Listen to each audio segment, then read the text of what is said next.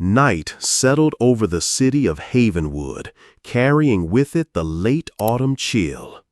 The street lights on Elm Street cast faint patches of light onto the sidewalk, just enough to make out the dry leaves rustling with every gentle gust of wind. Sarah, a 16-year-old girl with a cloud of curly hair and eyes that sparkled with a passion for art, was driving her family's beat-up car. Soft R&B music played from the radio, blending with her quiet singing. Only a few minutes earlier, Sarah had been at her evening art class, engrossed in her colors, dreaming of her very own first art exhibition. A place where her works would be displayed, where the secret messages she poured into every brushstroke would touch the hearts of viewers. The road home tonight seemed quieter than usual, an almost perfect stillness, allowing the young girl's spirit to soar even higher with her future plans. The intersection ahead appeared, the traffic light just turning a warm amber. Sarah carefully maintained her speed, the car gliding slowly through. She was almost home, just a few more blocks to go. But then, that fragile piece was abruptly torn apart. From behind, a dazzling flash of red and blue light swept across her rearview mirror. The wail of a police siren cut through the air, a dry, authoritative sound, like an undeniable command. Sarah's heart clenched. She quickly pulled over to the curb, her hands still gripping the steering wheel, cold sweat beginning to bead on her forehead. What was happening? Had she done something wrong? No, she was sure she hadn't done anything wrong. She was always careful when driving, especially at night. Her breath hitched. She tried to calm herself, to push away the unease creeping into her chest. Two tall figures emerged from the patrol car, their heavy footsteps echoing on the deserted street. Officer Miller, a burly man with a perpetually scowling face, as if the whole world owed him something. Beside him was Officer Davis, a bit shorter, but his shifty, scrutinizing gaze was even more unsettling. They approached Sarah's car without a word of greeting, without asking for her papers as procedure dictated. Miller's voice was harsh, each word like a stone thrown into the silence. "Ran a red light, did you, kid? Think the law doesn't exist at night?" His tone was menacing, as if Sarah were a dangerous criminal caught red-handed. Sarah tried to stay calm, though her voice trembled betrayingly. Officer, the light was still yellow when I went through. I'm sure of it." She looked directly at Miller, trying to find a hint of fairness, a willingness to listen. But all she received in return was a contemptuous sneer from Officer Davis. He leaned close to the car window, his breath reeking of cigarettes and something sour, hitting Sarah's face, making her recoil in disgust.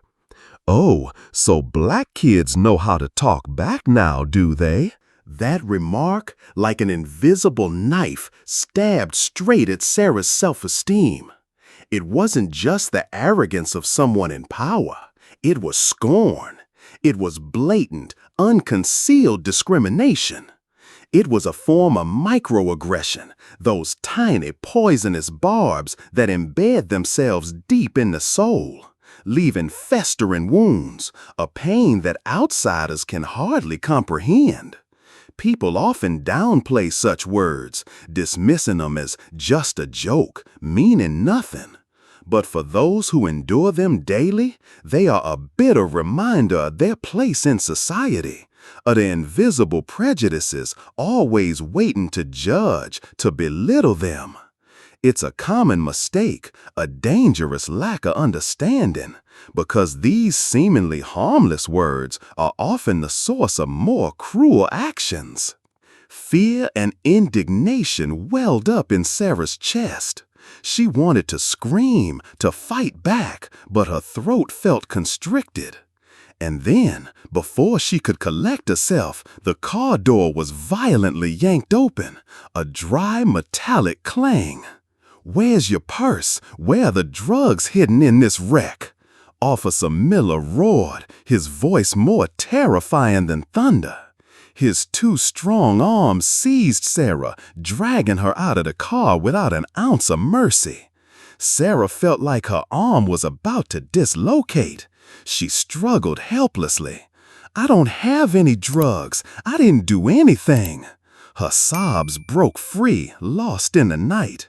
The cold steel of handcuffs, a horrifying metallic sensation, clamped around Sarah's small, delicate wrists. The metal bit into her skin, painful and humiliating. "Stay still. Are you resisting an officer?"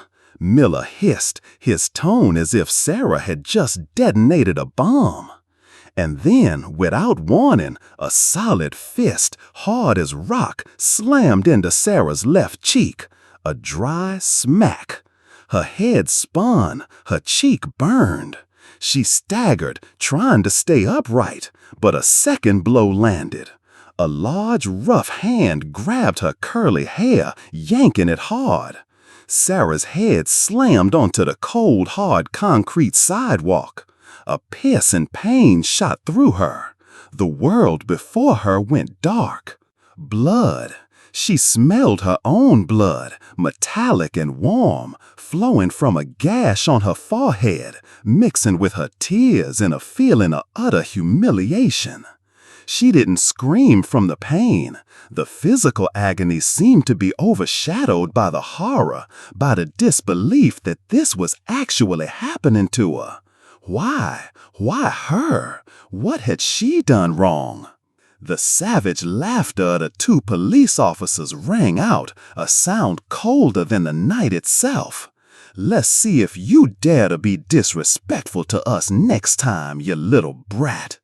They looked at Sarah, sprawled on the sidewalk, blood soaking her hair, her pretty face now contorted with pain and fear, as if admiring a trophy. They had no intention of stopping, not a shred of remorse. They acted as if this were perfectly normal, a part of their job. No one intervened. The street remained eerily silent. No one checked if Sarah had a weapon, if she was dangerous. They didn't need a reason. Everything seemed to have been decided the moment the patrol car's headlights fell on her skin, on her hair.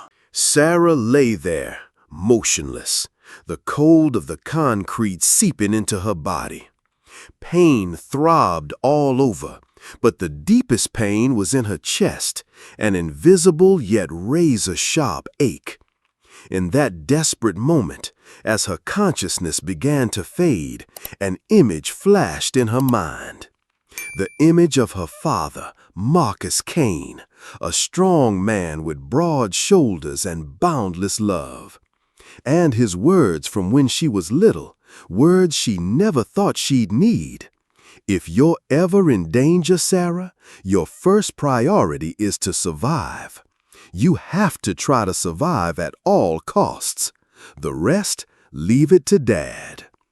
A faint, fragile flicker of hope, like a tiny flame in a blizzard, glimmered in the young girl's soul as it sank into darkness.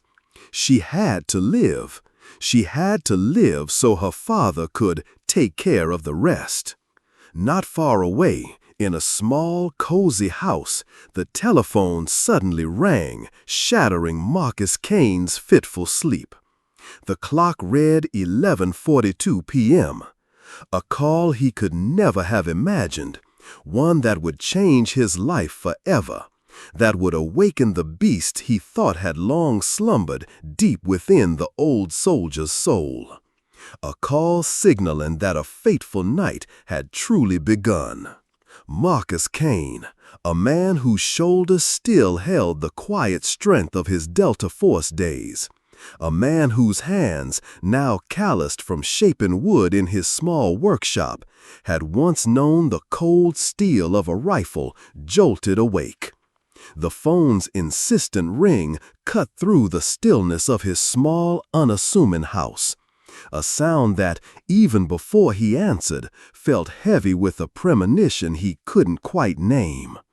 The digital clock pulled the nightstand glowed, 11:42 p.m. Late. Too late for good news. He reached for the phone, his movements economical, a habit ingrained from years where wasted motion could mean the difference between life and death. "Mr. Kane?" The voice on the other end was female, trying for professional, but a tremor of something, nervousness, pity, vibrated beneath the surface. "This is Officer Ridgeuse from the Havenwood Police Department. Your daughter, Sarah, she's been involved in an incident during a traffic stop. She's being treated at Havenwood General." Involved in an incident. The anodyne, bureaucratic a police phrase struck Mark like a physical blow. But it was the pause before being treated that truly chilled him. His mind, trained to analyze threats in microseconds, raced. Incident. Treated.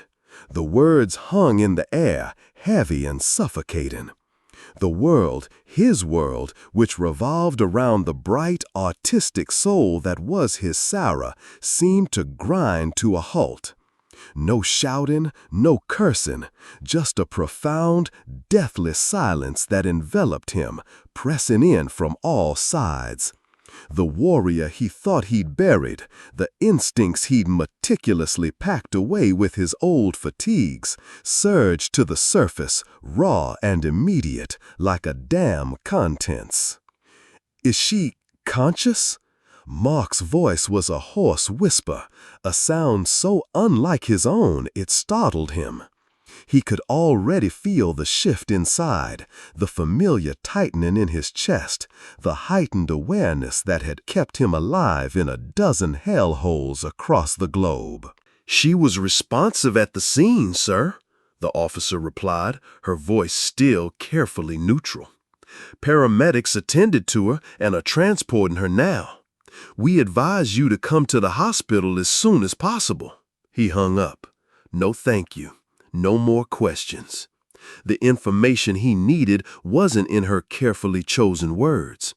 It was in the spaces between them, in the things left unsaid. The next move was instinct. Pure, unadulterated instinct. Mark was on his feet before the line even disconnected, moving through the darkened house with a ghostly familiarity. No fumbling for light switches. He knew every creak of the floorboards, every inch of the space he tried to make a sanctuary for Sarah after her mother passed.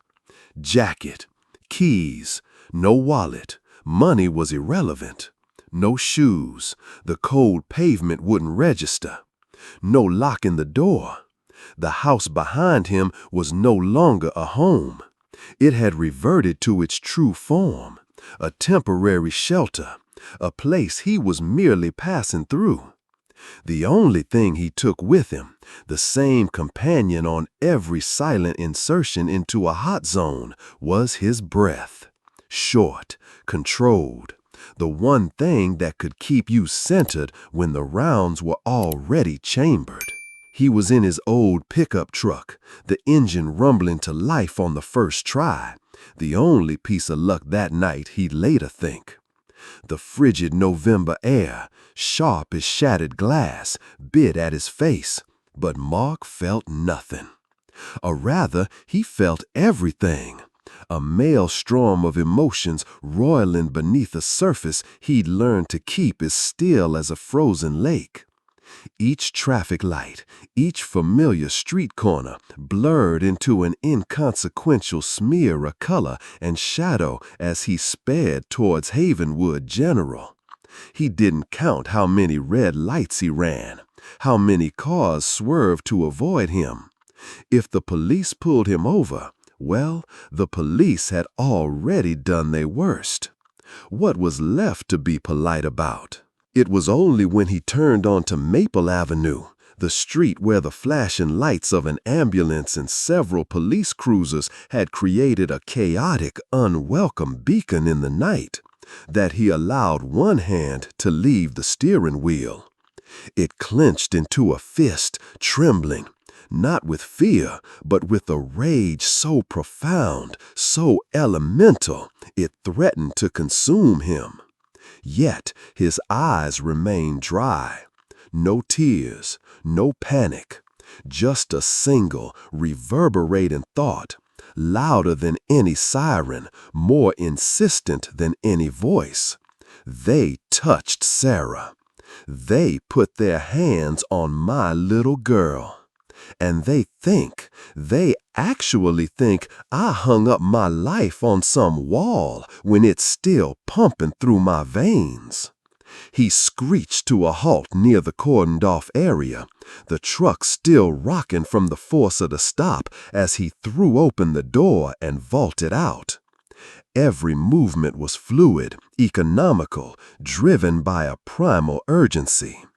Police officers, their faces illuminated by the strobe and emergency lights, were attempting to maintain a perimeter. But none of them, not a single one, could or would stand in the way of a man moving with the focused intensity of a newly unsheathed blade. No uniform, no badge, no shouted questions or demands for identification. Just a gaze that cut through the chaos, a back as straight as if he was still carrying a 70-pound ruck, and a presence that made even the most seasoned officers instinctively step aside. He wasn't yelling her name, wasn't thrashing or losing control, but each step he took was like a nail being driven into the cold, hard reality of what had happened. And then he saw it. A dark stain on the sidewalk, glistening wetly under the harsh glare of a street lamp. He didn't need a forensics team to tell him what it was. He knew. His Sarah's blood on the uncaring concrete of Havenwood. At the hospital, the fluorescent lights of the emergency room hummed, a sterile, indifferent sound. A nurse with tired eyes led him through a maze of corridors to a small, curtained-off bay. And there she was, his Sarah. The sight of her ripped the air from his lungs. Her small, usually vibrant face was a grotesque canvas of purples and blues. Her left cheek was swollen, the discoloration spreading up to her temple. Her right eye was nearly swollen shut. The corner of her lip was split, a jagged line of dried blood stark against her brown skin that, just yesterday, had been smiling up at him from across the kitchen table, now a road map of violence. Her delicate hands were crudely bandaged. Angry red welts, the clear imprint of handcuffs, circled her wrists, not like metal restraints, but as if someone had viciously cinched a chain around her fragile arms. Her beautiful, intricate braids, the ones her Aunt Shirley had so lovingly plaited just last weekend, were matted with blood and dirt, a tangled mess, mirroring the way this ordinary girl, his extraordinary daughter, had been so brutally targeted. Mark slowed his approach, his own breathing suddenly ragged, heavy, like the days he'd relied on a rebreather deep beneath the waves. He didn't feel the chill of the hospital, even though the March wind, changed from fall, seemed to have followed him inside, whipping at the collar of his thin shirt. Every other sensation was drowned out by something cold and vertiginous. A rage, yes, but not the hot, explosive kind. This was the simmering, ice-cold fury he'd only ever felt on a battlefield. The kind that settles in your bones when you find a fallen comrade after an ambush. "Sarah Bear," he whispered, the name a soft caress, a stark contrast to the turmoil raging within him. It was barely audible, as if a louder sound might shatter what little composure remained. His hand reached for hers, and the coldness he felt, a chill no child should ever experience after their first spring, seared through him. She tried to open her eyes. One lid remained stubbornly closed, but the other fluttered, a tiny slit of defiance. It was enough for her to see her father's face. There was no one else important enough for her to expend what little energy she had left to see. Her lips trembled, and from her parched, battered throat came a few broken words, each one a fresh stab to Mark's heart. They laughed, Daddy." Her voice was a fragile, broken thing. "They were laughing." Mark gently squeezed her hand, an almost unconscious gesture, partly to reassure her he was there, partly to stop himself from making any sound at all.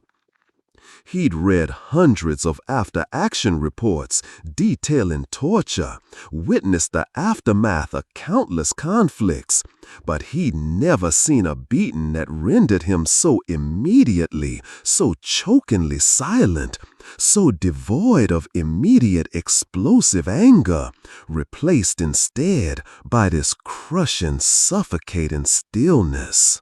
Sarah, 17, her youth, her light, her laughter, stolen by fists in derision, by men paid to protect. And they done it like it was just another Tuesday. They had no idea who they targeted, who they'd awakened, whose family they'd just declared war upon. And Mark, though he hadn't uttered a single word of retribution, had already started a countdown in his head. A clock that began ticking the moment he'd heard that officer's voice. A clock that would only stop when he confronted every single individual connected to this night of horror. They had picked the wrong one. They had picked the wrong father. And they were about to learn that some oaths, the ones a father makes to his child, are more binding than any sworn to a flag or a forgotten system. 2 days later, the sun was a pale, indifferent disk in the early morning sky as Marcus Kane, dressed in a dark, unassuming shirt and plain khaki pants, walked into the Havenwood Police Department. In his hand, he carried a slim, deceptively light folder. It wasn't heavy with paper, but each sheet inside carried the undeniable weight of truth. The official complaint, meticulously detailed. Sarah's medical report, a cold, clinical litany of her injuries. A copy of the traffic camera footage from the intersection, procured discreetly by an old friend, someone who owed him a serious favor from way back, someone who knew how to navigate the city's bureaucratic maze. Clearly showing Sarah's car proceeding through the intersection while the light was still yellow, and a one-page summary of the incident, concise, brutal, not a single word wasted. His demands were clearly stated: full access to the case file, the body-worn camera footage from the 2 officers involved, Miller and Davis, and their official identities. The deadline was non-negotiable, 72 hours. Failure to comply would result in this entire package landing on the desk of the state attorney general and being simultaneously released to every major national news outlet. Mark wasn't a lawyer, but he'd learned a thing or two about leverage during his years in operations, where information was power, and the right kind of pressure, applied at the right time, could move mountains, or in this case, shatter a wall of blue silence. His approach wasn't the reactive anger of a grieving father, though that grief and anger were a furnace inside him. This was strategy. This was the quiet, calculated precision of a soldier preparing for a critical engagement. He understood the irrefutable power of documented evidence and the equally potent force of public outrage. The Internal Affairs Office was on the 3rd floor, up a flight of worn linoleum stairs, the air stale with the smell of old coffee and something vaguely like disinfectant. Inspector Keller, a man whose tired eyes and rumpled suit spoke of too many years spent navigating the department's murky undercurrents, greeted Mark with a handshake that was firm but lacked conviction. He gestured for Mark to sit. Mark remained standing. He placed the folder on Keller's cluttered desk. Keller scanned the first page, his expression carefully neutral. He nodded slowly. "Mr. Kane, I understand your distress. This is a serious allegation." He flipped a few more pages, his gaze lingering ubisa on the medical report. Then he leaned back in his chair, a sigh escaping his lips. "However," he began, and Mark knew, with a certainty that settled like ice in his gut, what was coming next. "According to our technical department, there was an unfortunate malfunction with both body-worn cameras during that particular shift. A glitch in the system. Regrettably, there are no usable recordings of the incident from their perspective." Mark didn't raise an eyebrow. He didn't flinch. He simply held Keller's gaze, his own eyes like chips of obsidian, unreadable, unwavering. The silence stretched, thick and heavy. Then his voice, low and even, devoid of any discernible emotion, but carrying an undercurrent that made the hairs on Keller's neck prickle. "Both of them, Inspector, at the exact same time? That's quite a coincidence." Keller managed a weak, almost apologetic smile. "Technology, Mr. Kane, you know how it is. These things happen."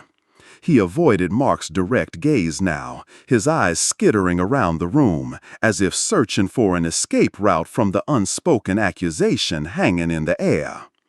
The casual dismissal, the apathetic shrug cloaked in bureaucratic jargon, it was a familiar script. Mark had seen variations of it played out in dusty outposts in foreign lands, where reports went missing after unfortunate incidents, where evidence mysteriously disappeared right before a hearing. The systemic rot, the casual corruption, it all smelled the same, whether it was in a war-torn failed state or a seemingly placid American city. The blatant, almost insulting nature of the lie only fueled the cold fire of Mark's resolve. This wasn't just about two rogue cops anymore. This was about a system designed to protect its own, a system that would readily sacrifice truth and justice on the altar of self-preservation. As Mark turned to leave, his eyes swept the hallway. And there he was again, Officer Jackson, the young cop from the hospital, leaning against a far wall, pretending to be engrossed in a notice board. But Mark caught his eye for a fleeting second. It wasn't a look of hostility or even indifference. It was something else. A flicker of, was it guilt? Unease? Jackson quickly looked away, but that brief, almost imperceptible exchange planted a seed of an idea in Mark's mind. Not everyone in this den of vipers was comfortable with the lies. There were cracks in the facade. Mark walked out of the Havenwood Police Department, the anemic morning sun doing little to dispel the chill that had settled deep within him. He knew then that seeking justice through official channels, through the very system that had allowed this to happen, was a fool's errand. The real battle wouldn't be fought in sterile offices with men in cheap suits.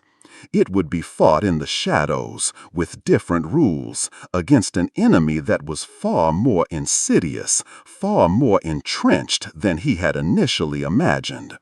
The technical malfunctions were not a setback. They were a declaration. And Marcus Kane, a man forged in the crucible of real war, understood declarations. This one said, "We will protect our own. You will get nothing here." He just didn't know that Mark Kane wasn't asking for their permission to get it. Marcus Kane didn't drive home. The sterile lives of the police station still clung to him like a shroud, and the thought of returning to the empty quiet of his house, a house that now felt violated by what had happened to Sarah, was unbearable. Instead, he found himself on the winding back roads that skirted the decaying industrial park on the east side of Havenwood. These weren't streets for casual commuters. They were a forgotten network, a relic of a time when the city's factories hummed with life. Now, they were a ghost map, familiar only to those who had a reason to know the unseen arteries of a city. He pulled up to a nondescript, corrugated iron building, a former auto body shop. Its windows long since boarded up, its paint peeling like sunburnt skin. This was where he kept the pieces of his past, the tangible remnants of a life he thought he'd left behind. Inside, dust motes danced in the slivers of light piercing through cracks in the boarded windows. In the far corner, beneath a heavy canvas tarp, sat a weathered oak footlocker, a custom-made piece built to withstand the rigors of a life lived on the move. With a grunt, he dragged the tarp aside. The brass clasps of the footlocker clicked open with a familiar metallic sound.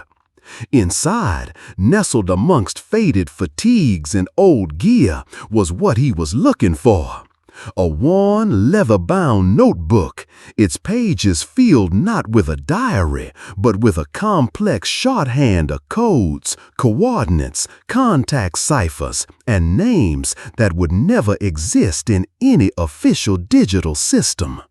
A battered titanium-cased military watch, its crystal scratched from an encounter with a concrete wall during a hasty exfil in Nigeria, its hands still ticking with relentless precision.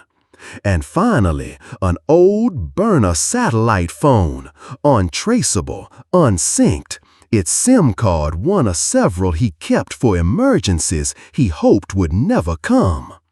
He powered it on. The small screen flickered to life, a single bar of signal appearing. Enough. He punched in a number from memory, a sequence of digits that felt as familiar as his own name. It rang twice, then a click, followed by a low, gravelly voice, a voice that could make a drill sergeant stand to attention.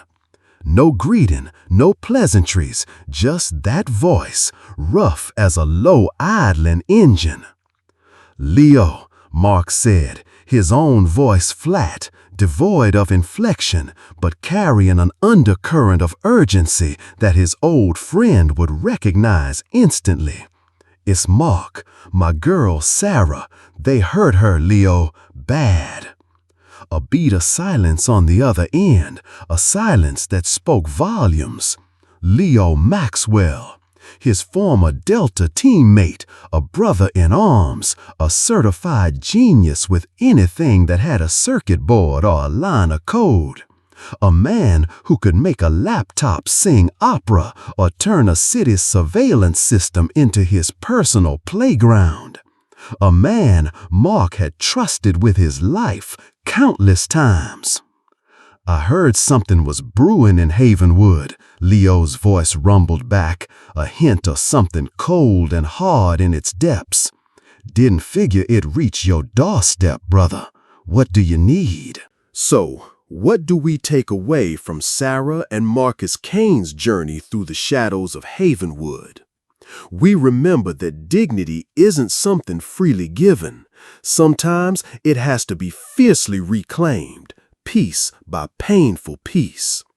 We learn that silence, especially in the face of injustice, is never truly golden. It's often the sound of complicity, the soundtrack of oppression. And we see that justice, real justice, isn't a gift handed down from on high. It's a battle fought in the trenches, often by ordinary people pushed to extraordinary limits.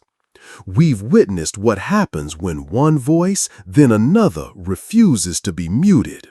We've seen how truth, spoken with clarity and unshakable courage, can indeed travel further and hit harder than any lie, no matter how well protected that lie may be. And we've been reminded that the systems we live under, the institutions we are told to trust, are only as just, only as fair as the people within them and the people outside them who are brave enough to hold them accountable. This story ain't just about Havenwood. It's about every neighborhood, every city, where the vulnerable are preyed upon and where power tries to hide its ugliness behind a badge or a carefully worded statement. It's about the quiet strength it takes to stand up when you've been knocked down, to speak out when your voice is trembling, and to keep fighting even when the odds seem insurmountable.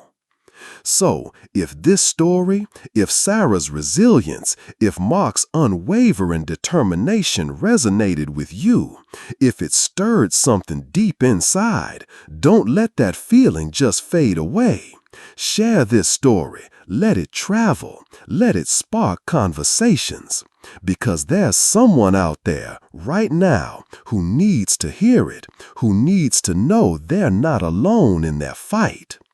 Hit that like button if you believe these raw, unfiltered truths deserve to be told. And most importantly, subscribe to the channel.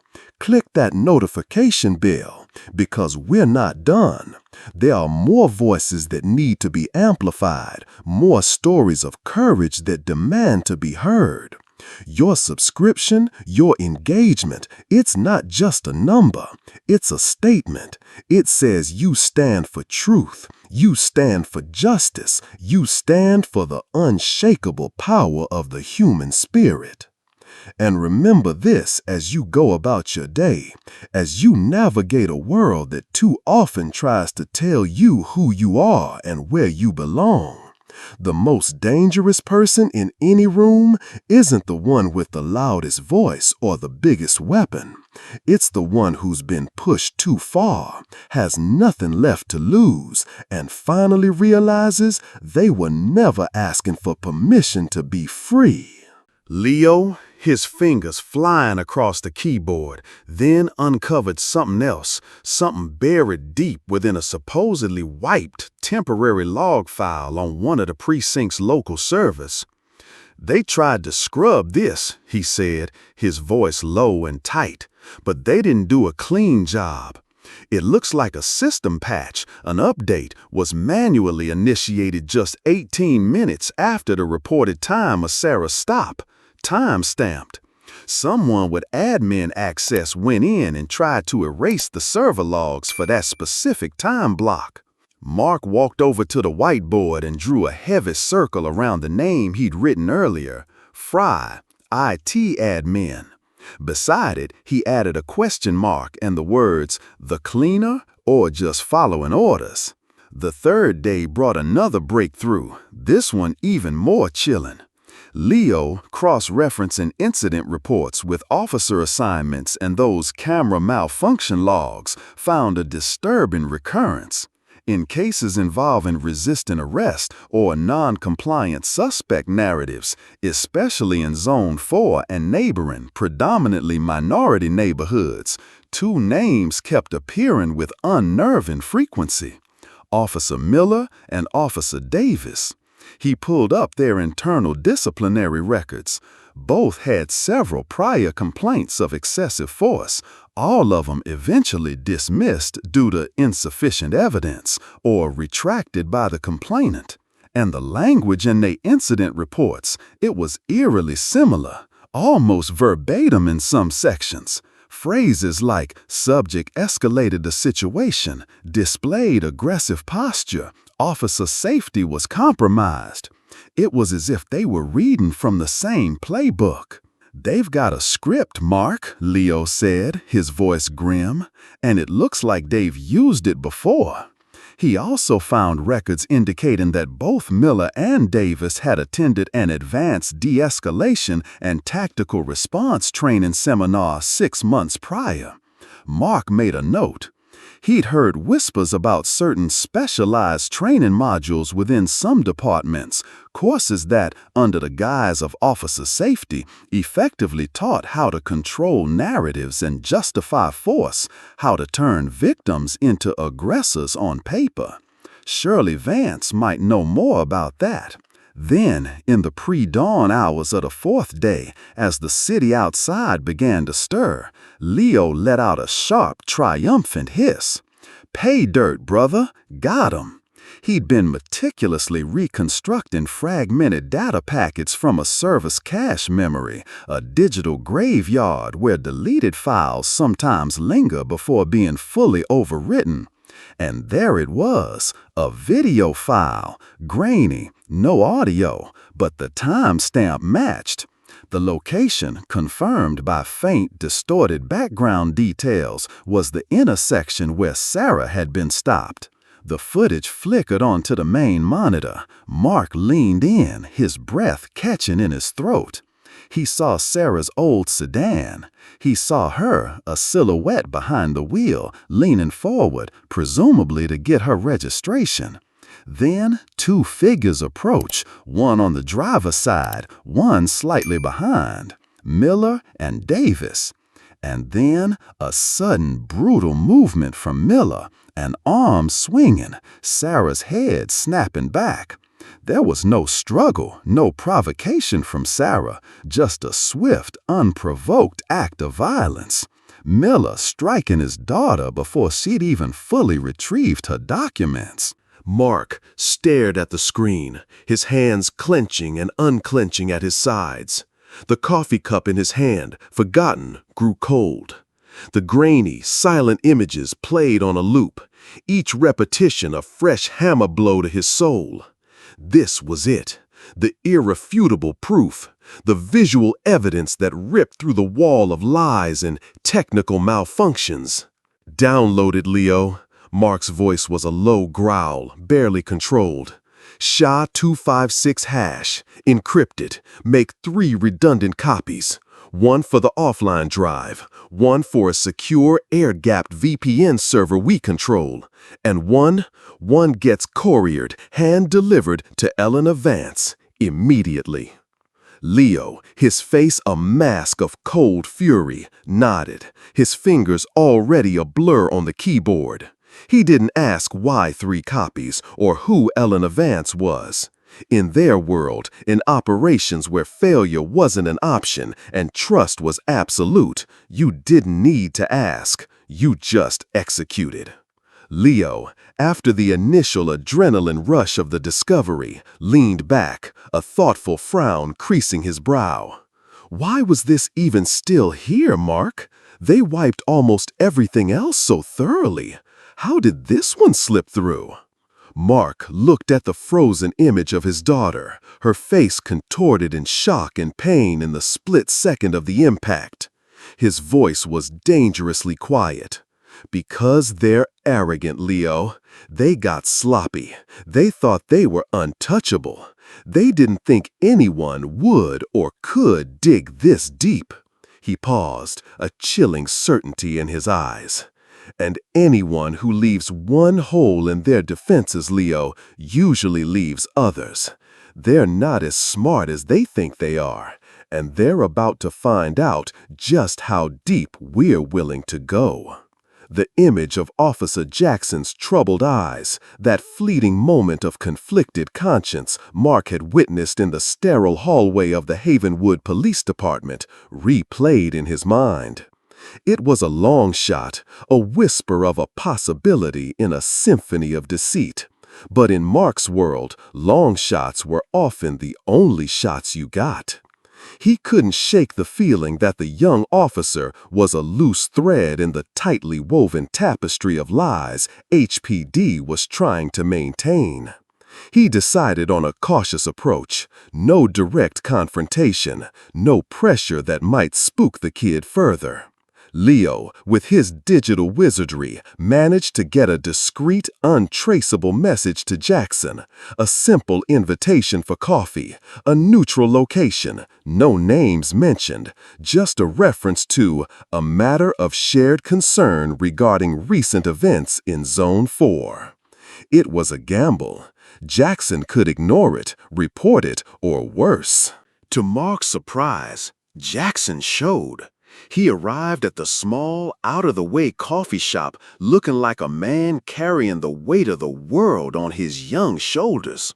He was jumpy, his eyes darting around, every instinct of a cop on edge, screaming. Mark didn't push. He just sat there, a quiet presence, letting the silence do the heavy lifting. He slid a photograph across the table, not a crime scene photo, not an image of Sarah's injuries, but a picture taken a few months prior. Sarah, beaming, paint smudged on her cheek, proudly holding up a vibrant canvas. The Sarah they had tried to extinguish.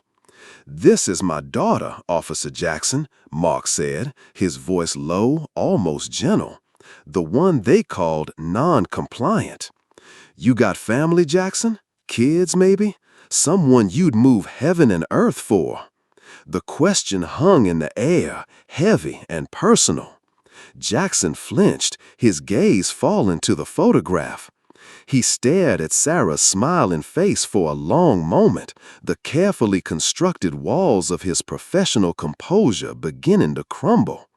The internal struggle was palpable, the ingrained loyalty to the Blue Brotherhood, the fear of reprisal, battling against the raw, undeniable wrongness of what he knew had happened. This wasn't just an abstract case file anymore. It was a child, someone's daughter, her light dimmed by the very people sworn to protect her. This is a common psychological battle, the moral injury that occurs when one's actions or inactions violate their deeply held moral beliefs, especially within hierarchical structures like law enforcement, where silence is often equated with loyalty. Finally, Jackson's shoulders sagged. The words came out in a torrent, a hushed, desperate confession. I was on peripheral duty that night," he stammered, his voice barely above a whisper. "Secondary observation. I didn't see the physical part, not directly, but I heard it over the comms. Miller, Davis, their tone, the way they talked about her, the derision, and then her cries." He swallowed hard, his Adam's apple bobbing. "It wasn't right, Mr. Kane. None of it was right. And the body cams, everyone knows. Malfunction is code. It's what they say when they don't want a record." He paused, then leaned in closer, his voice dropping even lower.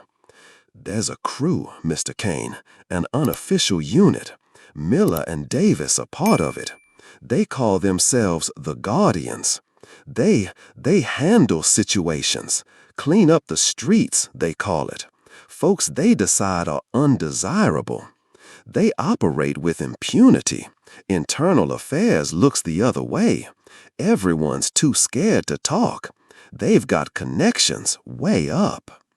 The confession, raw and unfiltered, confirmed Mark's darkest suspicions. This wasn't just two bad apples, it was a rotten orchard. A shadow organization operating within the HPD, a cancer eaten away at its core. The information was invaluable, but it also underscored the immense danger they were in. Meanwhile, the encrypted USB containing the video of Sarah being struck was hand-delivered to Eleanor Vance.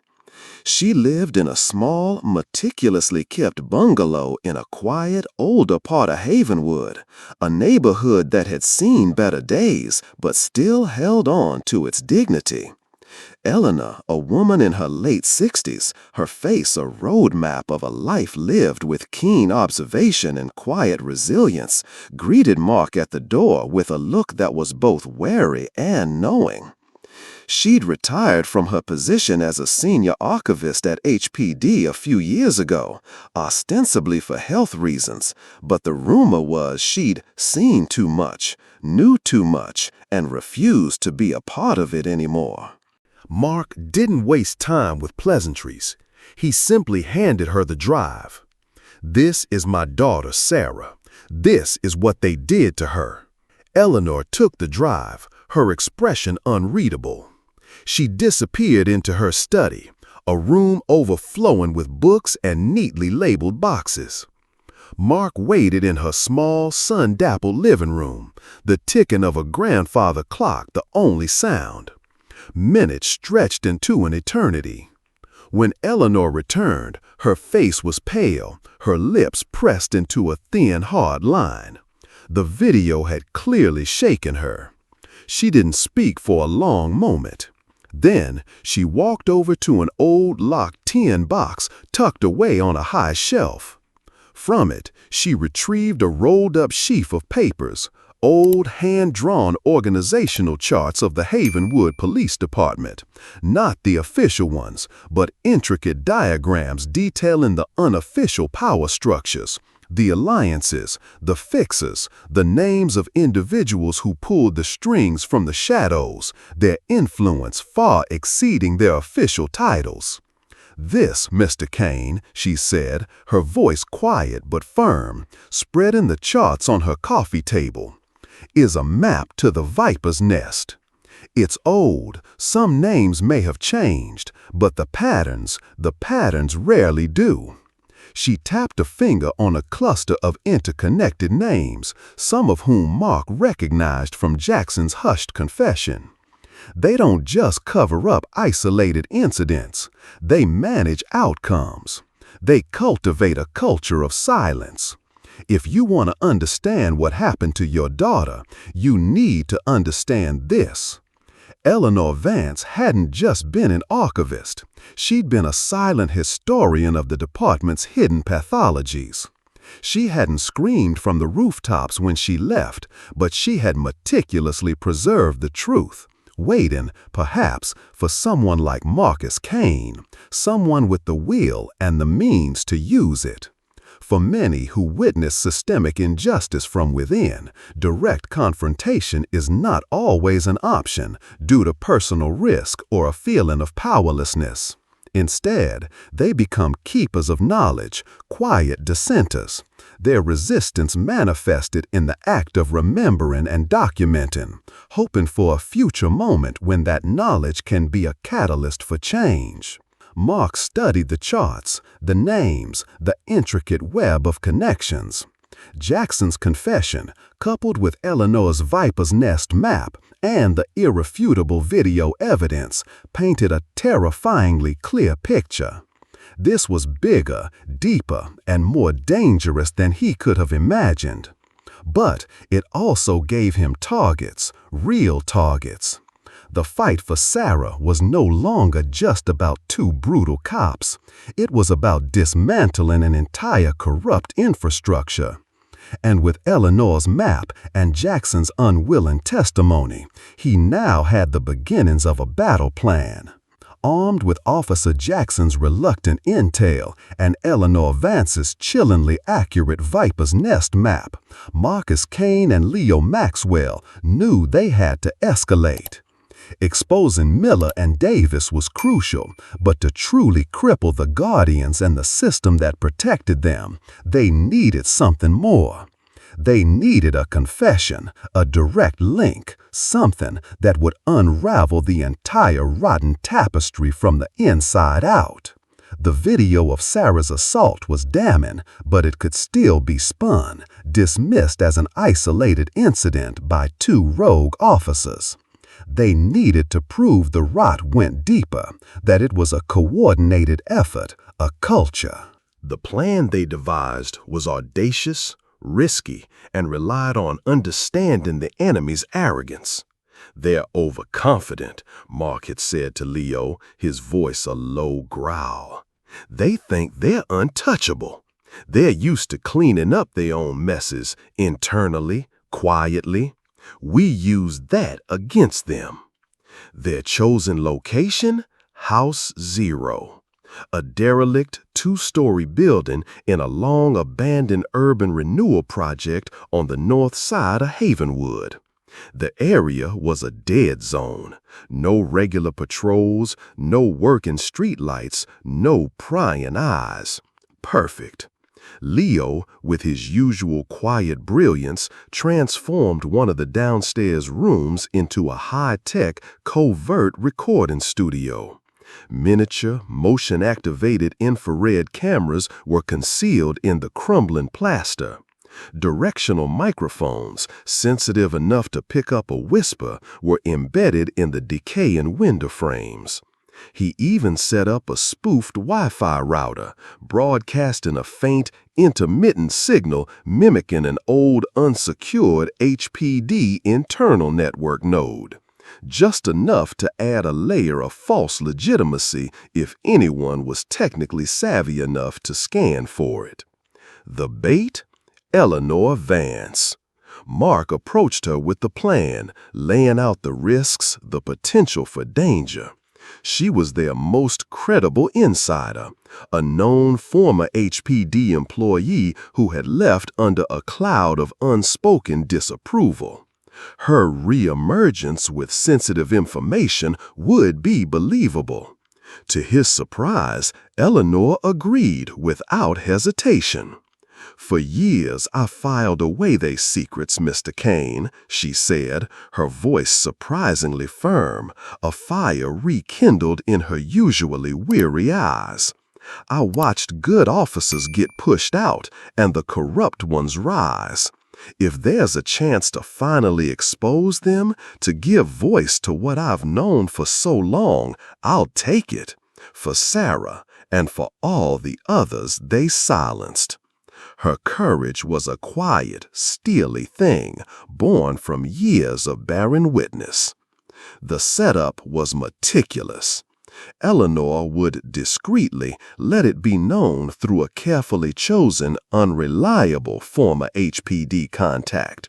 One Jackson had hinted was a gossip who couldn't keep a secret, that she had stumbled upon old, compromising files, records detailing irregularities in Zone 4 patrols, suppressed complaints, evidence of the Guardian's off-the-books activities.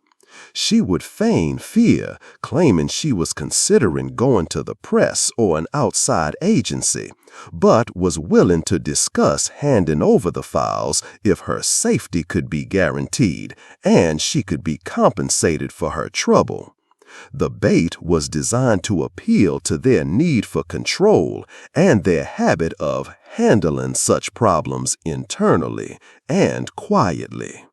The night of the sting was heavy with a humid pre-storm stillness.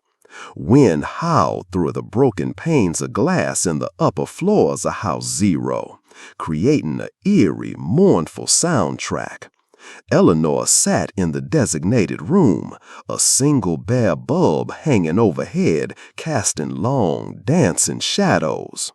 She clutched a thick, official-looking binder filled with blank paper, her hands trembling slightly, a convincing performance of fear, though Mark knew a good part of it was genuine. She was a civilian walking into a lion's den. Eleanor Vance remained seated, her hands clasped tightly around the decoy binder in her lap. She looked small, vulnerable, exactly as the plan intended. Keel didn't bother with introductions or pleasantries. His voice, when he finally spoke, was like gravel grinding against stone, devoid of emotion. "The files, Mrs. Vance, where are they?" Eleanor's voice trembled, a masterful performance of a woman terrified but trying to maintain a sliver of control. I just want assurances. I don't want any trouble. I found them. I thought someone should know, but... Davis chuckled, a nasty guttural sound.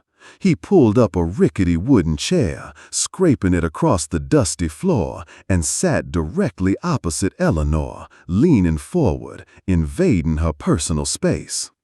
"Oh, you'll get assurances, sweetheart, one way or another." He glanced at Keel, a silent communication passing between them. "You're not the first old bird to think she could ruffle some feathers and walk away with a payday. We've dealt with your kind before." Keel remained standing, a silent, menacing sentinel near the door. His gaze never left Eleanor. In the adjoining room, Mark listened, every muscle in his body coiled tight. Leo's voice, calm and steady, came through his earpiece. Audio levels optimal, video clear on all 3 angles. FBI link is hot, Mark. They're listening, live. Davis continued his monologue, clearly relishing his role as intimidator. "You know, that little girl, Sarah Kane, the one making all the noise in the papers? She was just number 12, if my count is right. Yeah, 12. Young, black, mouthy.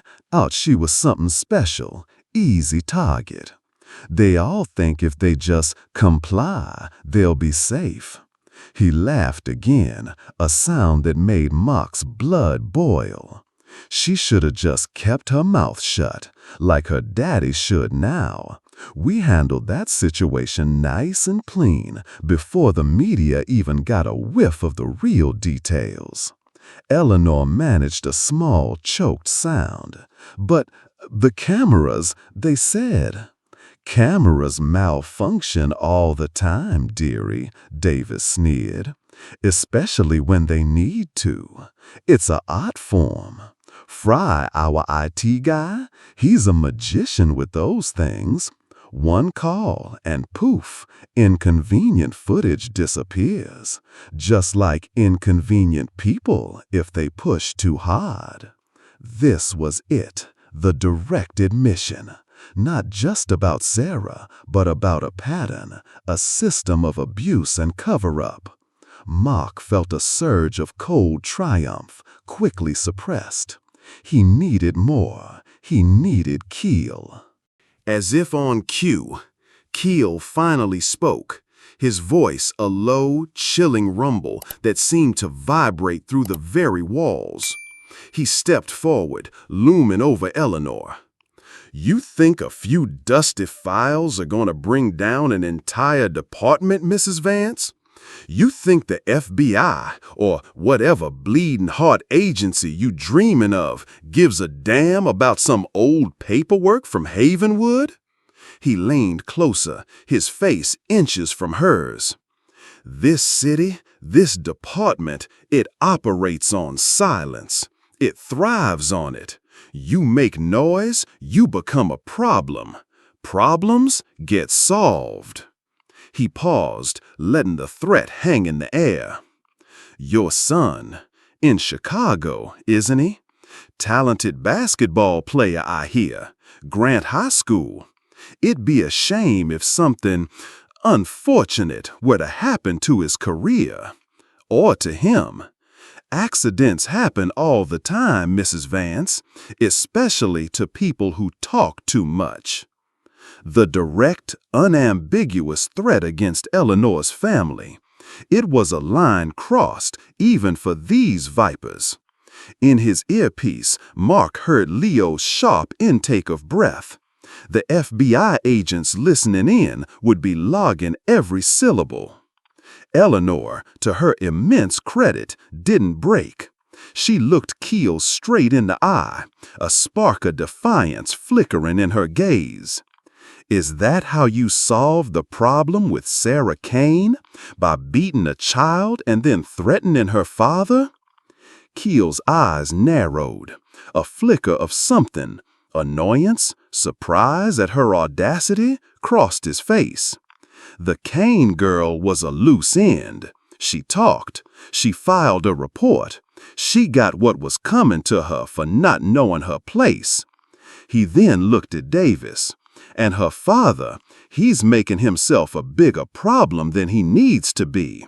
We know about his little investigations, his late-night meetings. He needs to understand that some stones are best left unturned. It was a full confession, laid out with chilling arrogance, a complete admission of guilt, a detailed blueprint of their modus operandi, all delivered with the absolute certainty that they were untouchable, that their words would never leave this forgotten room. They believed they were in control, dictating terms to a frightened old woman. They had no idea that their every self-incriminating word was a nail in their own coffin, being hammered home live, in real time, by federal agents hundreds of miles away. The masks hadn't just slipped, they'd been ripped off, exposing the ugly, brutal faces of corruption and impunity beneath. In that decaying room, under the flickering light of a single bare bulb, the system itself was confessing its sins, blissfully unaware that the entire world was about to become its confessional. And Marcus Kane, the father they had so grievously underestimated, was about to become its unwilling but devastatingly effective priest. The recording was complete, the evidence irrefutable. Now it was time for the reckoning. The aftermath of House Zero wasn't an immediate explosion of sirens and arrests, as one might expect from a Hollywood movie. Mark Kane understood that the wheels of federal justice, even when presented with a smoking gun, or in this case, a damning high-fidelity recording, turned at their own deliberate pace.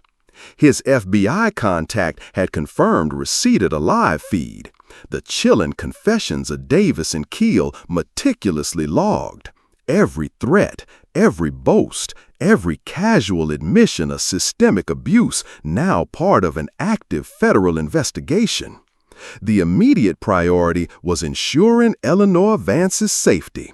She was quietly and discreetly moved to a secure location under unofficial FBI protection before the sun even rose. But the digital fuse lit that night in House Zero had a much shorter burn time. 36 hours later, it began. Not with an official press conference or a dramatic raid, but with a whisper that quickly grew into a roar. A 2-minute, 46-second audio clip, expertly edited by Leo to highlight the most incriminating statements, with voices digitally, though subtly, verified by independent analysts Leo had consulted, appeared on an anonymous video-sharing platform. The title was simple, stark. Havenwood PD. This is what they say when they think no one is listening. No sensational graphics, no emotional commentary, just the raw, unvarnished voices of Davis and Keel, their arrogance and brutality laid bare for the world to hear. Within 3 hours, the clip had been shared over 10,000 times. By the 7th hour, online police watchdog forums and citizen journalism sites had picked it up, cross-referencing the voices with known, though previously unproven allegations against officers Davis and Keel. The names Sarah Kane, The Guardians, and Zone 4 began to trend. Phrases like, "she was just number 12," and "this city operates on silence" became chilling sound bites, replicated and dissected across social media. The firestorm was ignited.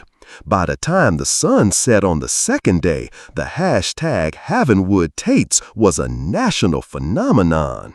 Mainstream news outlets, initially cautious, could no longer ignore the groundswell. They began their own investigations, their reporters descending on Havenwood like a flock of hungry birds. The audio clip, now subtitled and often accompanied by a stoic, pre-assault photo of Sarah Kane, played on national television. Evening talk shows scrapped their planned segments to discuss the culture of silence and systemic abuse within law enforcement, using Havenwood as a stark, undeniable example. Legal analysts and civil rights leaders weighed in, calling it one of the most damning pieces of unadulterated evidence of police misconduct since Ferguson, since George Floyd. The public outrage was palpable, a tidal wave of disbelief and anger. People shared Sarah's picture not to evoke pity, but as a defiant statement. This is the child they called a threat. This is who they brutalized. At Havenwood High, students organized walkouts carrying handmade signs. Sarah is my friend, not a statistic. Badges aren't licenses to brutalize. Who guards the guardians? The hospital where Sarah had been treated began receiving calls and emails from former patients, thanking them for their care of a young woman the system had tried to demonize. Local coffee shops and community centers buzzed with conversations that were no longer hushed. Everyone, it seemed, had a story. A cousin who'd been unfairly targeted, a friend who'd been intimidated, a personal experience of being dismissed or profiled. The hashtag HavenwoodTapes had not just exposed a local scandal, they had tapped into a deep national well of frustration and distrust. And amidst this escalating tempest, one voice remained conspicuously, terrifyingly silent. Havenwood Police Chief Dale Whitaker. Whitaker, a man who had carefully cultivated an image as a progressive, community-oriented leader, a new breed of police chief, suddenly vanished from public view. He refused all interview requests. His office issued terse, no-comment statements. With every passing hour of his silence, the public's fury and suspicion only intensified.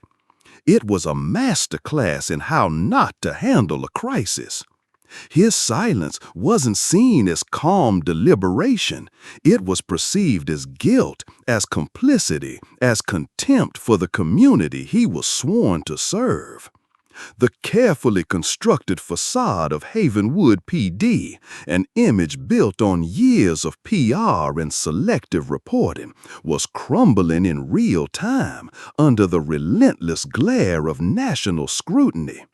What had begun as one father's desperate, clandestine fight for his daughter had morphed into a national referendum on police accountability. The whispers from House Zero had become a deafening roar, and the silence from the top of Havenwood's power structure was the most damning response of all. It confirmed what many already suspected. The rot wasn't just in a few bad apples, it was in the barrel itself. Finally, bowing to immense pressure, Chief Whitaker announced an emergency press conference. The city, and indeed much of the nation, held its breath, waiting to see if the man lauded as a reformer would rise to the occasion, or if he too would be consumed by the darkness his department had harbored. The stage was set for a public reckoning, but no one could predict just how spectacularly the chief would fail to meet the moment. The media storm had reached its peak. Now, the terrifying silence of official denial was about to speak volumes. While the hashtag HavenwoodTapes inferno raged across the nation, consuming headlines and dominating social media, a quieter, more personal battle was being waged in the shadows. Sarah Kane, the young woman at the eye of the storm, was fighting to reclaim a piece of herself that had been stolen on that desolate stretch of Elm Street.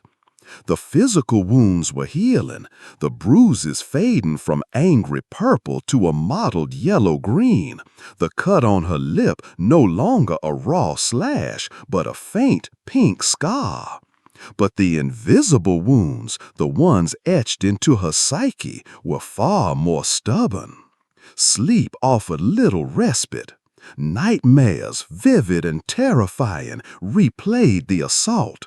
The leering face of Officer Davis, the brutal impact of Miller's fists, the cold, unyielding feel of the handcuffs, the chilling sound of their laughter. During the day, a hypervigilance clung to her like a second skin.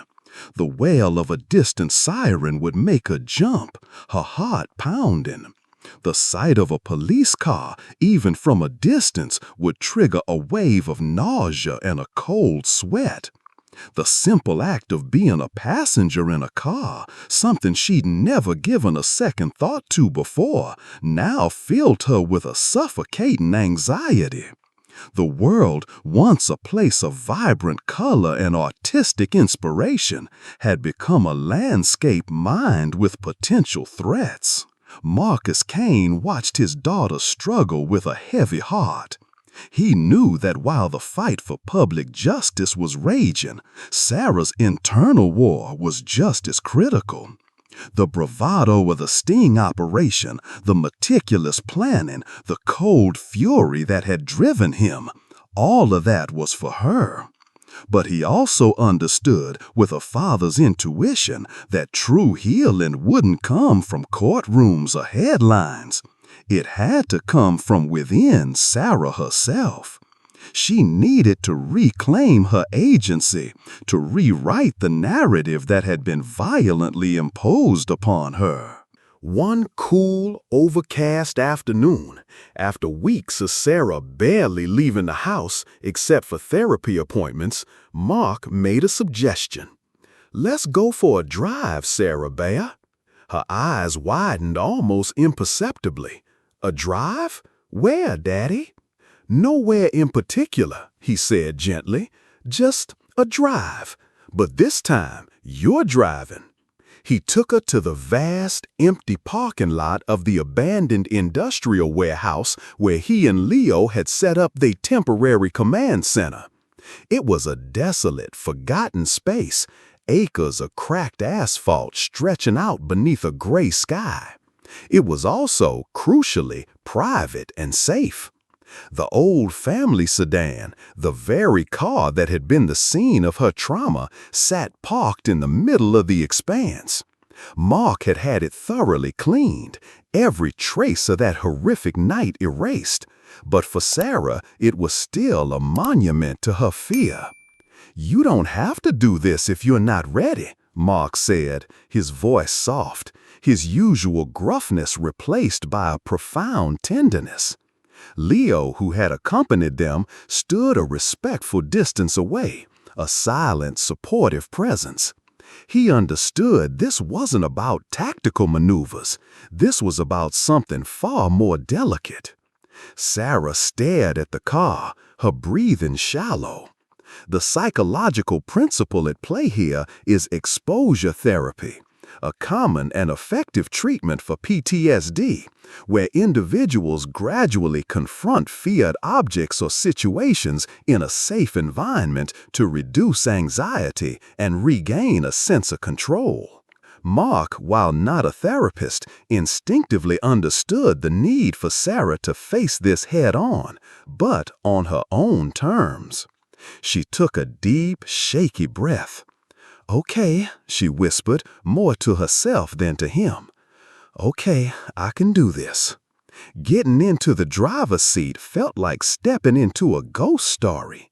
The familiar scent of the upholstery, the way the steering wheel felt beneath her fingers, it all brought back a sickening rush of memories. Her hands trembled as she inserted the key into the ignition. The engine turned over with a familiar rumble, a sound that now seemed to echo the thumping of her own heart. She sat there for a long minute, then another, just breathing, her eyes fixed on the rearview mirror. It reflected her own face, pale and drawn, but with a flicker of determination in her eyes that hadn't been there for weeks. She wasn't just seeing a victim, she was seeing a survivor wrestling with her fear. Slowly, cautiously, she put the car into drive. Her foot, light as a feather, pressed the accelerator. The car lurched forward, then smoothed out. The first lap around the deserted parking lot was hesitant, her turns too wide, her grip on the wheel white-knuckled. But she didn't stop. Leo watched from afar, not with the critical eye of an instructor, but with the quiet empathy of someone who understood that this journey was far more significant than any driving test. Round and round she went. Each lap was a small victory, a tiny piece of stolen ground reclaimed. With every turn of the wheel, the tension in her shoulders seemed to lessen just a fraction. The frantic rhythm of her heart began to steady. The ghosts of Miller and Davis, their sneering faces, their brutal hands, began to recede just a little. She wasn't erasing the memory. She was learning to drive alongside it, to acknowledge its presence without letting it paralyze her. This wasn't about becoming a good driver again. This was about something far more profound. It was about refusing to let that one night, that one act of senseless violence define the rest of her life. It was about taking back control, not just of a machine, but of her own narrative. After what felt like an eternity, but was probably only half an hour, Sarah brought the car to a smooth stop, right back where she'd started. She didn't turn off the engine immediately. Her hands rested on the wheel, no longer trembling. She looked out through the windshield, not at the decaying warehouse, but at some distant point only she could see. She opened the car door and stepped out, the cool air on her face feeling like a benediction. Mark walked over, his expression unreadable, but his eyes soft. "I'm not trying to be a good driver anymore, Daddy," Sarah said, her voice quiet but clear, a new strength resonating in its depths. "I just don't want to spend the rest of my life feeling like my heart's going to explode out of my chest every time a traffic light changes or every time I see a uniform." She took a deep breath, a sigh that seemed to carry weeks of pent-up fear and anxiety with it. "I don't want them to win, not in here." She tapped her chest. Mark didn't say anything. He simply pulled her into a hug that spoke of immeasurable pride, relief, and the love that was as vast and unshakable as the sky above them.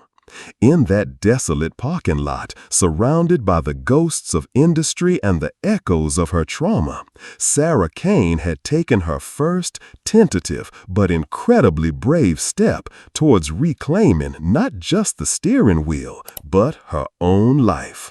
The journey was far from over, but for the first time since that terrible night, she felt a flicker of something she thought she'd lost forever: hope.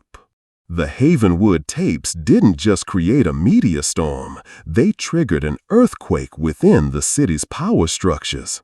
The FBI, armed with the irrefutable evidence from House Zero and emboldened by the intense public pressure, launched a full-scale investigation into the Havenwood Police Department.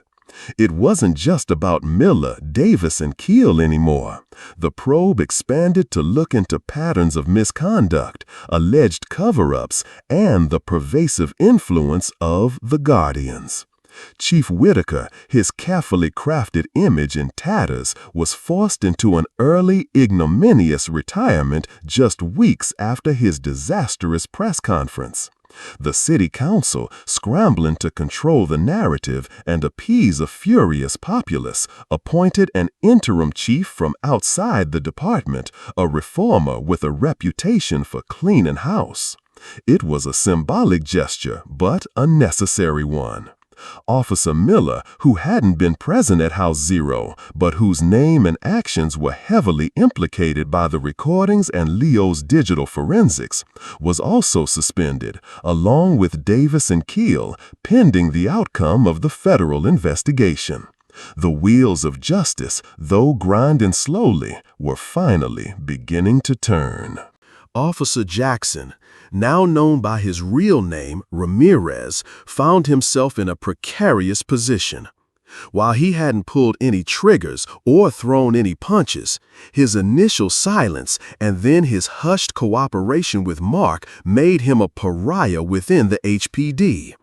Threats, subtle at first, then more overt, began to surface. Mark, feeling a profound sense of responsibility for the young officer who had risked so much, pulled strings he didn't know he still had. Through his old Delta Force network and his now activated FBI contact, he arranged for Ramirez to be quietly transferred to a different jurisdiction, a safer city far from Havenwood's toxic reach. Ramirez also provided a full sworn deposition to federal investigators, his testimony becoming a crucial piece of corroborating evidence. It was a heavy price he paid for his conscience. His career in Havenwood was over, his ties severed, but he walked away with his integrity, a commodity more valuable than any badge. This is often the unseen cost for whistleblowers or those who break ranks in insular organizations. They may do the right thing, but the personal and professional repercussions can be severe and lasting. One afternoon, a small, unassuming package arrived for Mark. Inside, nestled on a bed of worn velvet, was the Delta Force Challenge coin he had given Leo Maxwell years ago, a symbol of their shared brotherhood. Leo had sent it back. Tucked beneath it was a simple, handwritten note. "You fought a harder battle here, brother, than any we faced over there. Time for you to hold on to this again, to remember who you fought for and why." Mark picked up the coin, its familiar weight a comfort in his palm. He placed it on his workshop bench next to a framed photograph of Sarah, her smile radiant, taken long before that fateful night on Elm Street. His war might be drawing to a close, but he knew Sarah's journey to fully reclaim her peace, her unburdened joy, was an ongoing one. And Sarah was a study in quiet resilience. The fear hadn't vanished entirely. It probably never would. It lingered like a faint shadow, a reminder of the darkness she had faced. But it no longer controlled her. She continued her therapy, finding solace in art, pouring her emotions onto canvas. She graduated from Havenwood High with honors, her spirit bruised but unbroken. She received a scholarship to a prestigious art school in another state, a chance for a fresh start, a new canvas. The city of Havenwood itself began a slow, painful process of introspection and reform. Town hall meetings were no longer sparsely attended affairs. They were packed with citizens demanding accountability, demanding change. A civilian oversight board for the police department, an idea once dismissed as radical, was now being seriously debated, with Eleanor Vance, surprisingly, emerging as a respected, albeit reluctant voice in its formation. Her quiet courage, her decades of silent observation, had found its moment. One evening, Sarah came into Mark's workshop. She'd been quiet all day, lost in thought. She held out a small rolled-up canvas. I finished it, Daddy. He carefully unrolled it. It was a stunning piece. A single, strong hand, unmistakably Mark's, was depicted gently shielding a tiny, vibrant sapling that was pushing its way up through cracked, barren earth. Above them, the sky was a tumultuous mix of dark storm clouds, but on the horizon, a sliver of brilliant, hopeful light was breaking through. "I call it dawn after the storm," Sarah said, her voice soft but steady. Mark felt a lump form in his throat. He couldn't speak. He simply pulled his daughter into a fierce, loving embrace. In that small workshop, surrounded by the scent of sawdust and the quiet hum of tools at rest, the true legacy of their ordeal was not in the headlines or the federal investigations. It was in this painting. It was in Sarah's quiet strength. It was in the unbreakable bond between a father and a daughter who had walked through fire together and emerged not unscathed, but undeniably, profoundly stronger. This was the inheritance of courage, not the absence of fear, but the choice to keep moving forward, to keep creating, to keep finding the light, even when the darkness threatened to consume everything. A year, 12 months, 52 weeks, 365 days since the night that had fractured Sarah Kane's world and ignited a fire in her father's soul. Havenwood was a city still grappling with the aftershocks of the HavenwoodTapes. The federal investigation was ongoing, a slow, methodical beast chewing its way through years of departmental rot. Several more officers, including some in supervisory positions linked to the Guardians, had been suspended or had quietly taken early retirement. The process was messy, imperfect, and far from over, but a seismic shift had occurred. The illusion of invincibility that had once shrouded the HPD was gone, replaced by a wary, hard-won public demand for transparency.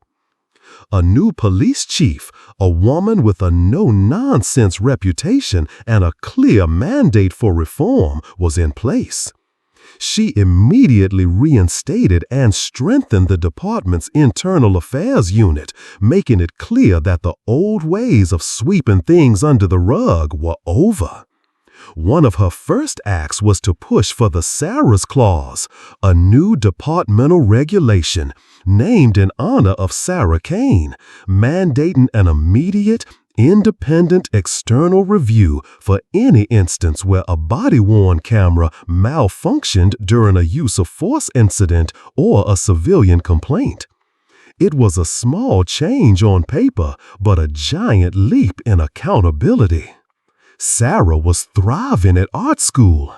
The distance from Havenwood, the anonymity of a new Sid, had given her space to breathe, to create, to continue her healing.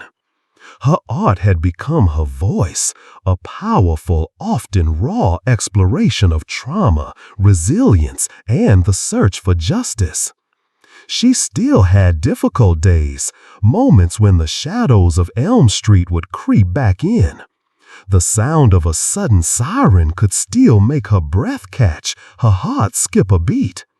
But now she had tools to fight back. Her paintbrush, her charcoal, her unwavering belief in the power of her own story. She didn't shy away from depicting the darkness, but her work was always, ultimately, about the light that pierced through it. The plan they devised was audacious, risky, and relied on understanding the enemy's arrogance. "They're overconfident," Mark had said to Leo, his voice a low growl. "They think they're untouchable. They're used to cleaning up their own messes internally, quietly. We use that against them. Their chosen location? House Zero, a derelict two-story building in a long abandoned urban renewal project on the north side of Havenwood. The area was a dead zone. No regular patrols, no working streetlights, no prying eyes. Perfect. Leo, with his usual quiet brilliance, transformed one of the downstairs rooms into a high-tech, covert recording studio. Miniature, motion-activated infrared cameras were concealed in the crumbling plaster.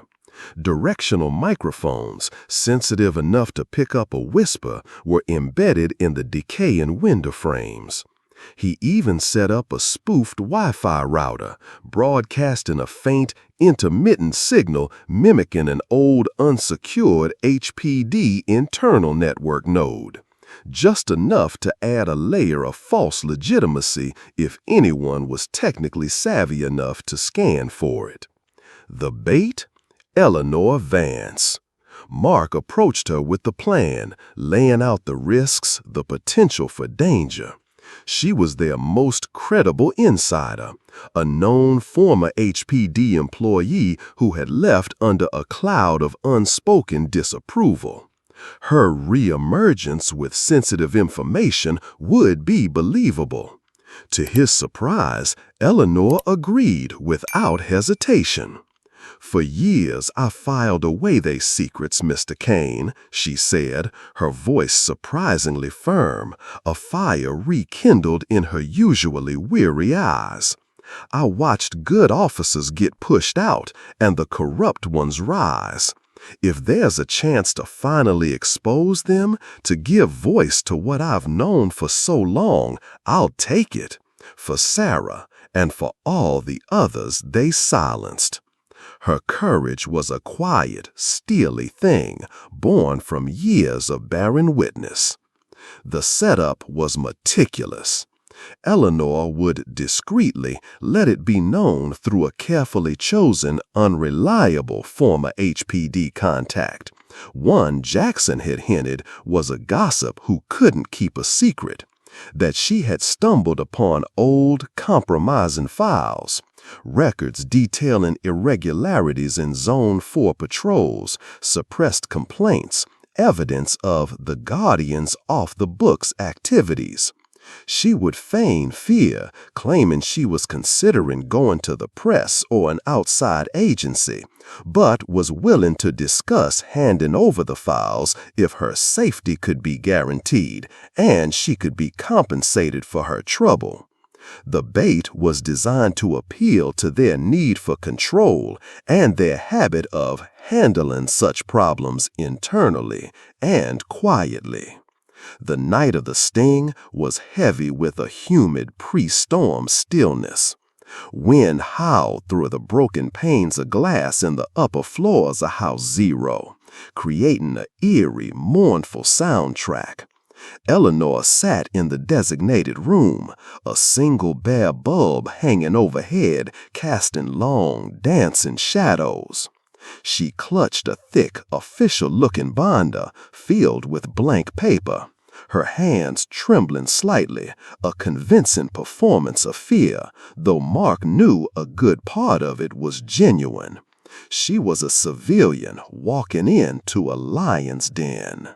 Mark was positioned in an adjoining room, dark and silent, monitoring multiple infrared camera feeds on a ruggedized laptop. He had a direct audio link to the microphones in Eleanor's room, the sound piped into a discreet earpiece.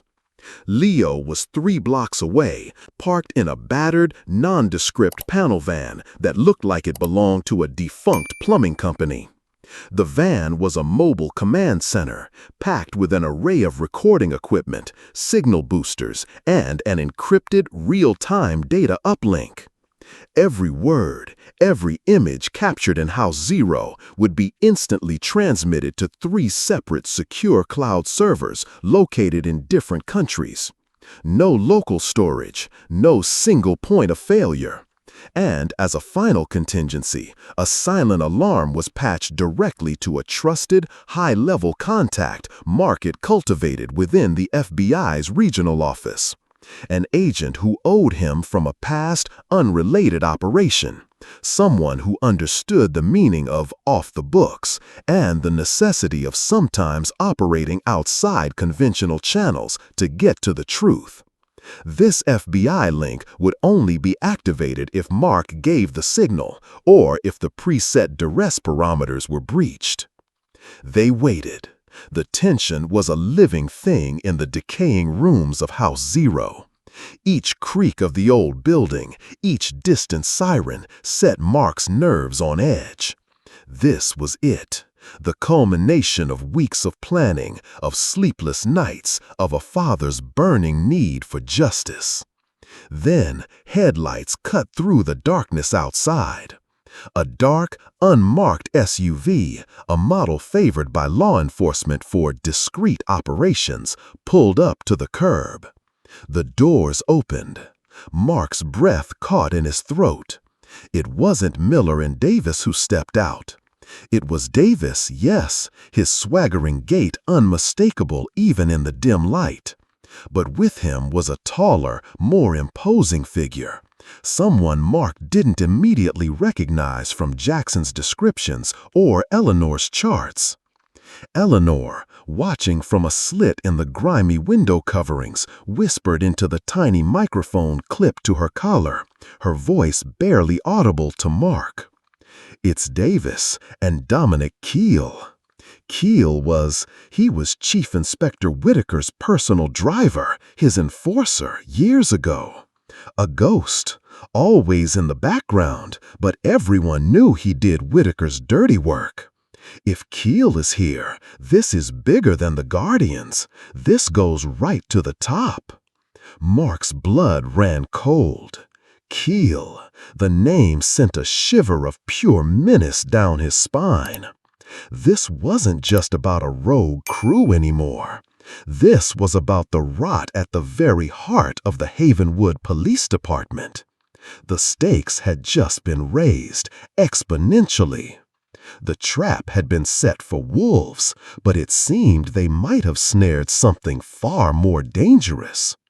He subtly adjusted the gain on his audio receiver, his eyes never leaving the screen showing the entrance to Eleanor's room. The show was about to begin, and every single lie, every threat, every admission was about to be captured, broadcast, and preserved beyond the reach of Havenwood's compromised guardians. Dominic Keel entered the room first, his presence immediately sucking the air out of the already oppressive space. He moved with a predatory grace, his eyes cold and flat as a winter sky, scanned every shadow, every cobweb-laced corner. Davis followed, a little too eager, a little too puffed up, like a pit bull straining at a leash held by a more dangerous master. He shut the door behind them with a decisive thud, the sound echoing in the decaying silence. So, if this story, if Sarah's resilience, if Mark's unwavering determination resonated with you, if it stirred something deep inside, don't let that feeling just fade away. Share this story, let it travel, let it spark conversations.